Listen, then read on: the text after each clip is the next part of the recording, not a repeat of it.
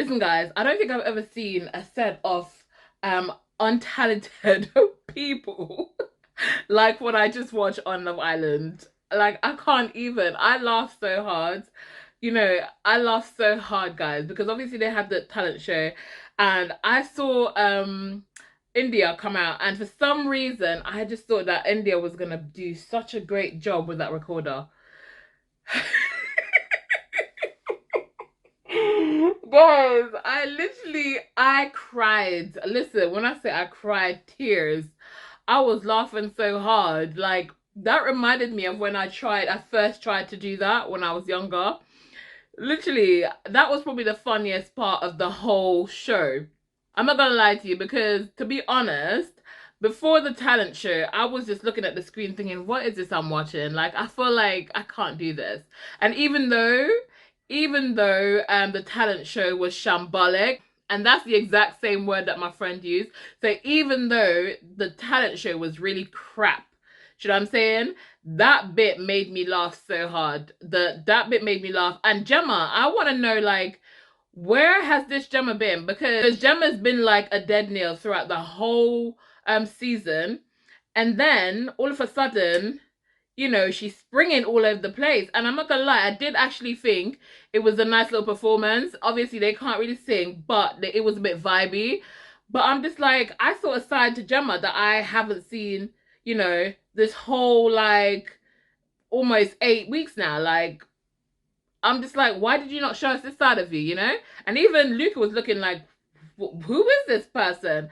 I wish I saw a bit more of that kind of Gemma, a bit more fun, kind of like energetic kind of Gemma, instead of Gemma just always like, with her resting bitch face. But yes, guys, so that was a different experience of Gemma altogether. But Luca should not give up his day job. Trust me, Luca cannot sing. I've never heard a more tone deaf person in all my life. I'm telling you this. And by the way, Ekin-Su was just like, in all my 27 years of life, she was saying that Paige and Gemma was the best rap she's ever seen. And I'm just like, I don't know what you've been watching, babe, but if you're looking at this, you know, this, and saying this is the best you've ever seen, like, what have you been watching? What have you been watching? Dami's rap, just throw the whole rap in the bin. I don't even know what that is. And I think he shouldn't have mentioned the whole Ekin-Su call. I guess he was trying to make it funny and stuff, but because the rap was so... the rap was so dead. Like, listen. Do you know how Jesus resurrected, what's his name? Lazarus. I don't even think, like, I know my God is able, but it's gonna take him a bit extra to resurrect that rap. Like, that was worse than Remy. That was worse than Remy. Do you know what I'm saying? But I was just like, throw the whole rap in the bin. Don't ever do that again. I'm not gonna sit through it again. Dami, don't do it. Whatever you do, please don't do it anymore. We're not gonna do that anymore. Let me try to move forward and just kind of get this out of my head, because I don't know what that was. Obviously he made reference to Ekin-Su crawling on the terrace and stuff like that, and he made reference to Josh and Danica. But obviously you can see on Danica's face, she's kind of like, a bit awkward, because obviously she sat there next to Jamie. But I guess he was trying to go with kind of like, I guess he just wanted to use reference from the villain to make it more fun or whatever. But it just did not take. I don't know what it is, and I wish I'd never seen it, in all honesty. Actually, the one person I felt like did really good in the talent show was Andrew, and he surprised me the most, because even though Andrew's talent was basically to kind of give a little tour, he made it funny. It was funny, especially that bit with when he's talking about the girl in the blue bikini. I legit thought that he was gonna say Tasha. So when he came out and said Antigone, I was just like, that was funny. So I'm saying he was funny. I'm not gonna lie to you, he was funny. And Ekin-Su as well. I felt like, her little speech, even though she came out as a drama queen, it was very touching. It was very sweet. You know what I'm saying? This girl is just such a girl's girl. You know what? She's such a people's person. And at the beginning, surprisingly, when she made that statement about I'm not here for seasonal girlfriends, I really legitly thought that she weren't a girl's girl. But she surprised me, and she is. And she's been there for these girls. and she's very supportive of these girls, and I really liked her speech.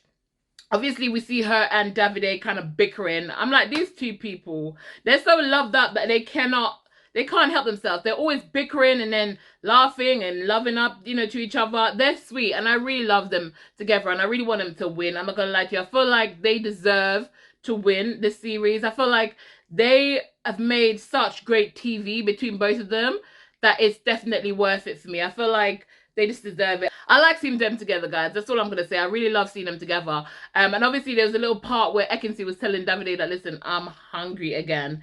And I'm like, why is it taking so long for Davide to pick up? Why is it taking him so long for him to pick up on what she's saying? Because obviously, whatever Ekin-Su is hungry for, Davide cannot provide it right now. Not until at least next week. So she's going to have to remain hungry. You can't feed her right now with that. Okay, but I was just laughing. I'm thinking, Davide, how long, how much does she have to say for you to catch on to what she's trying to say? But you know what I mean? Eventually he got there. He got there eventually. One thing though, when Paige and Luca and Adam was having a conversation about who's punching, and he's saying that Mark Wright is punching because of his wife that he got married to or whatever. And I'm not gonna lie to you, she's a beautiful girl, but Mark is also a very handsome guy. Is he punching? Maybe, maybe not. I don't know. They're two beautiful people. I'm not gonna lie to you. I think Luca's handsome, and when Luca went in there, I actually put Luca as one of the guys I fancied the most. Like, I was more attracted to. And Gemma is beautiful, but Luca has put himself in like a desperate place where he's always kind of like fighting for attention from Gemma, and because he came across so obsessive, it makes him less attractive, so it makes it look like he's the one that's punching.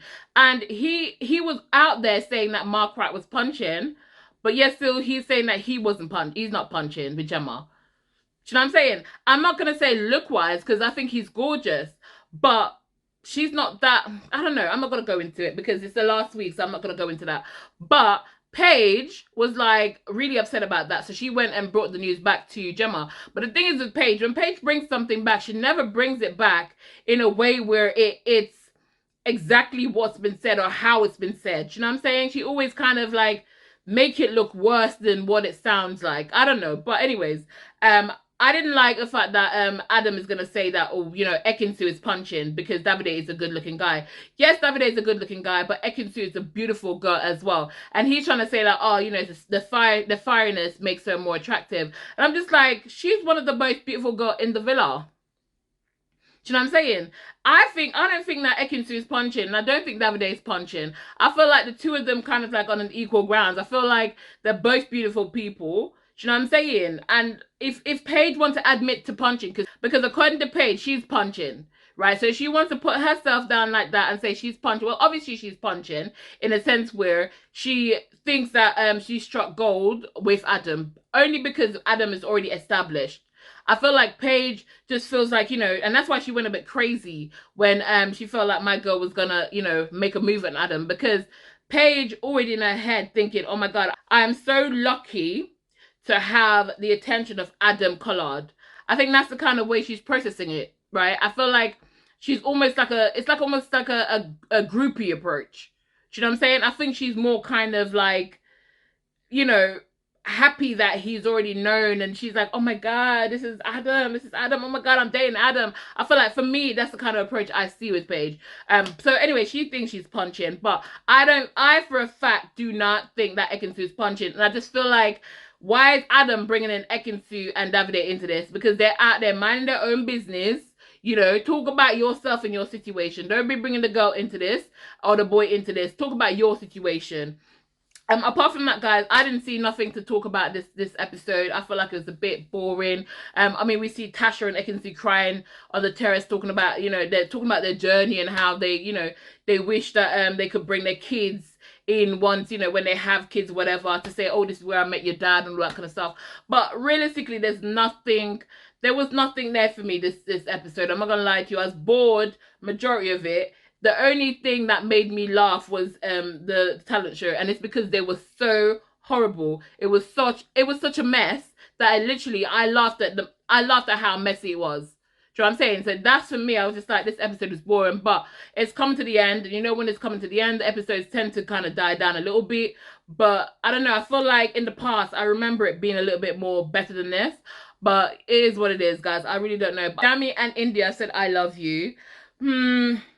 They feel what they feel. We don't know what they feel. Obviously, they have the feels or whatever. I don't think it's in love because they were talking about being in love. I think loving somebody and being in love with somebody is completely two different things. But being in the villa, they might feel like they're in love with each other. But I know it's not quite there yet. Obviously, I'm not, you know, their feelings. I'm not, you know, feeling what they're feeling. But at the same time, I know sometimes when you're in such intense environment, you think you're feeling something and it's not quite there. But they said, I love you. And obviously, I know that they obviously fancy each other a lot and they really like each other a lot.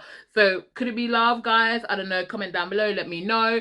Okay, guys. So Luca and Gemma. So Luca was saying, like, asking Gemma, were you, like, sweating? Because obviously they were kind of, like, in the bottom 4. So he was, like, freaking out. He's saying that he thought that they were going to be in the top 3. Only because they were the only one that did not do anything to become exclusive. This is the next reason that made me think to myself, this is obviously a game for Luca. Or, you know, because I'm saying, why would you be thinking, okay, you know, we're in the bottom 3 because we didn't put on a show to be exclusive? I don't know. Is he trying to say this to get Gemma to want to be exclusive with him? Or officially? Or is he just saying it because he's playing a game and now he's thinking maybe I need to up the tempo? I don't know. I feel like it just didn't sit very well with me. I feel like, you know, it just showed to me like it's more like a game thing. So he's thinking, how can I kind of like upgrade on something? How can I beat somebody on something? How can I, you know, stand out a bit more? Because everybody else is doing that. Do you know what I'm saying? I feel like if it was up to him, if it wasn't Gemma, do you know what I mean? He probably would have proposed by now. Do you know what I'm saying? But obviously she's saying, do you know what? At the end of the day, we don't need to do all of that. We're exclusive in ourselves. And do you know what? I don't understand. I don't understand why what Ekin-Su said that was so bad. Why are they making it out look like it was such a bad thing that Ekin-Su said? I just don't get it. I really do not get it. But you know what? At the end of the day, we might not even. Because I don't know. Gemma, I don't know if Gemma is just a shady person in general. Or she just sometimes just says random stuff and it just comes out and it sounds horrible.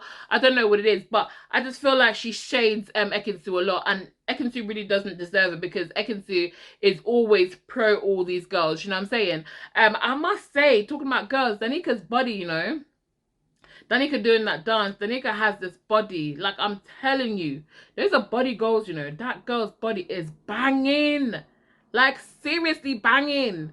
But anyways, guys, I'm going to close this video because I don't even know what I'm saying right now because to be honest with you, there was just nothing in this episode for me. It was nothing in there, but I guess I'm just going to have to come on and do a review. So I just thought I'd do a review on nothing that I saw.